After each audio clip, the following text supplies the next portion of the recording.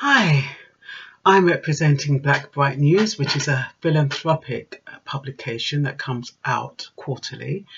It's mostly done by me, and it's free of charge, and you can find it on www.blackbright.com /Blackbright News. And you can look at it free of charge there. So today I want to talk about Rashan Charles, who was a 20-year-old that was killed by police. We are told via an illegal stop and search procedure. Now I'm going to show you the video, and if you're easily disturbed, please switch it off now, because it's not very pleasant. I'm not going to show the whole video. I'm just going to show the part that I'm concerned with as being the inappropriate procedures as far as I'm concerned. Okay, so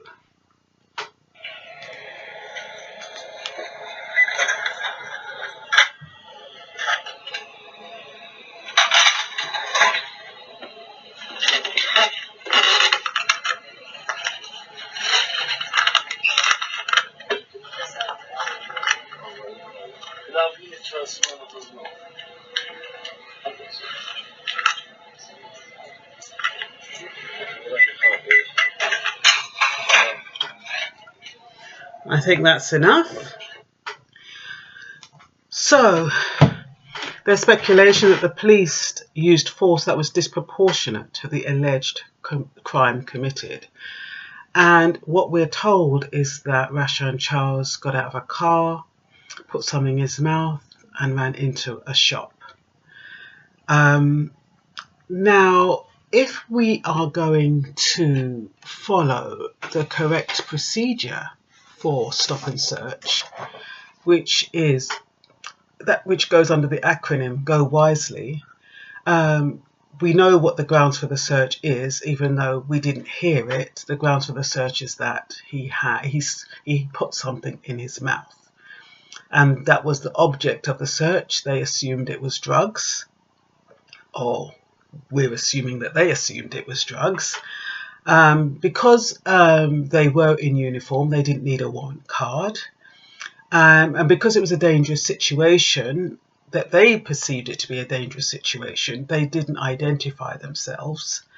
They didn't also, from what we could hear, tell the victim what station they're from, and we didn't hear them state the legal powers under which the stop and search was being made, which was, we're assuming, misuse of drugs or controlled drugs.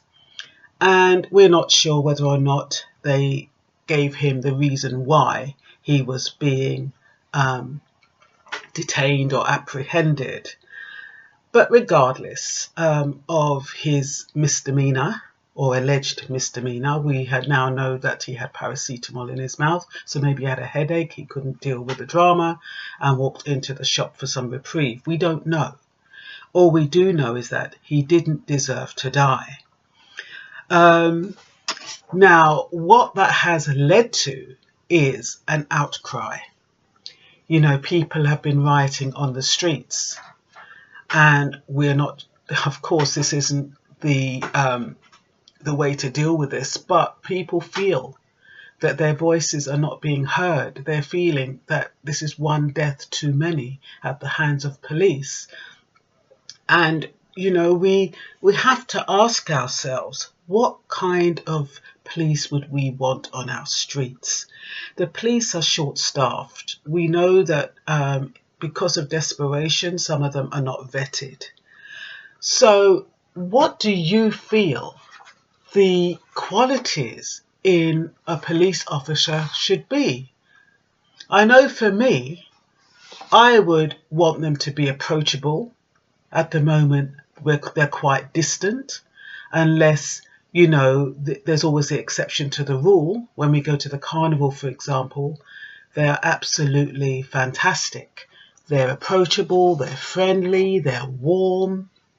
And even when we watched Britain's Got Talent, I think it was last year, Daniel Graham, the Dancing Dan, he gave us a different side to the police officers that made us feel as though we could approach them. We would also like them to be trustworthy. At the moment, we're filled with skepticism because of incidences like this. We'd like them to be professional. At the moment, in that video, they were not following the Go Wisely protocol, so they came over as unprofessional.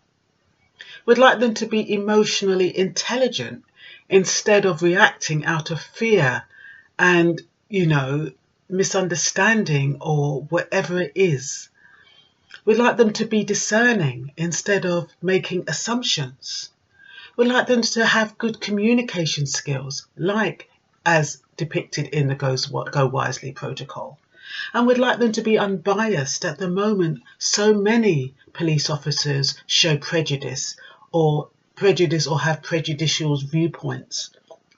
We'd also like them to be compassionate, because if they showed compassion, they would see each individual as their own child, as their mother, as their father, as a member of their family, instead of being insensitive and seeing people as not people sometimes, or not treating them as people. We'd also like to see them as ethical beings and not dishonest, as sometimes seems to be the case. And I know that it is alleged that they asked for the camera from the shopkeeper, but the shopkeeper only gave one. But if that was true, that is dishonest. That means you didn't want anybody to see how you were carrying out that procedure. Also, they weren't wearing body cameras from what I could see. And one of the rules is that you have, in most of the areas, is that you have a body cam. You had a body cam on when you know you're going to do a stop and search. You switch it on so that is your evidence that you behaved in a manner that is professional and ethical.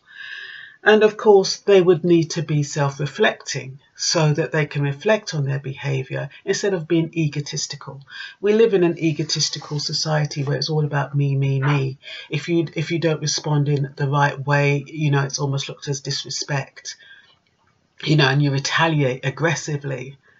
That's not what we want in our police officers, though. We want them to be human beings that care for our community and our society. So, how do I feel? I feel saddened by the incident. I feel saddened that Rashan Charles died unnecessarily. I feel fearful for our black men who, we have to feel afraid to send them out on the streets. We have to warn them about their behaviour. And even if their behaviour is normal, we still have to be worried. Because police see black boys as the enemy. And maybe that's just my viewpoint, but sometimes, and I can't even say all police, some police see black boys as the enemy because of the way they come over, and it's because of a lack of understanding of their personalities. And I know quite a few police have been on equalities training, diversity training, but even as black people, when we look at some black boys and the way they behave, we can feel a bit, you know what I mean? So it is about understanding and not seeing somebody because they have a loud voice or they have an attitude. It doesn't mean that they're the enemy. It doesn't mean that they're doing anything wrong. It doesn't mean because they wear a hoodie that they're a bad person. It means that there is a fashion that they happen to like. And yes, you could say that they should wear suits and they should wear ties and they should be dressed dignified and civilly. But look at Malcolm X and his posse. They were strong, they were articulate, they were all wear suits and shirts and tie, And it would be lovely to see that happen, but it's not going to happen. So we need to be able to discern the good from the bad. And I ask myself, what action would justify Rashan Charles ending up dead? If he had a gun, then yes, you know, but not because he put something in his mouth. And, I think by choking them, they thought he was going to spit it out or whatever they thought he was going to do with it, or they were trying to stop him from swallowing it. I don't know. But all I know is that the action was disproportionate to the crime. I don't know. The search should be justified and it should be lawful. And did the policeman use the most proportionate method to establish whether Rashad had the item? I don't know. It's very, very sad and very traumatizing. I can imagine how his family and friends must feel. I pray for the soul of Rashan Charles. I pray for his family. I pray for in particular for his parents. And all I can say is, young men, please try not to do anything that looks remotely suspicious. Because if it looks remotely suspicious, the police do have a right to stop and search you. They are supposed to do it in the proper way, like I said. They are supposed to identify themselves, give you grounds and tell them what object they're looking for and all those things that I mentioned earlier. But if you behave in a way that's not suspicious, they won't trouble you, hopefully, or at least they won't feel threatened by you. We're looking for a peaceful outcome. I don't know how peace is going to reign when the damage has already been done. But I'm hoping that by young men knowing their rights and knowing how a police should approach them, and they should approach them with respect and professionalism, that it will reduce the number of deaths, or eliminate the number of deaths, because that is what we want. I'm sure the IPCC is looking into the conduct of the police who carried out this atrocious act, and that's all I can say. This is Blackbright News, over and out.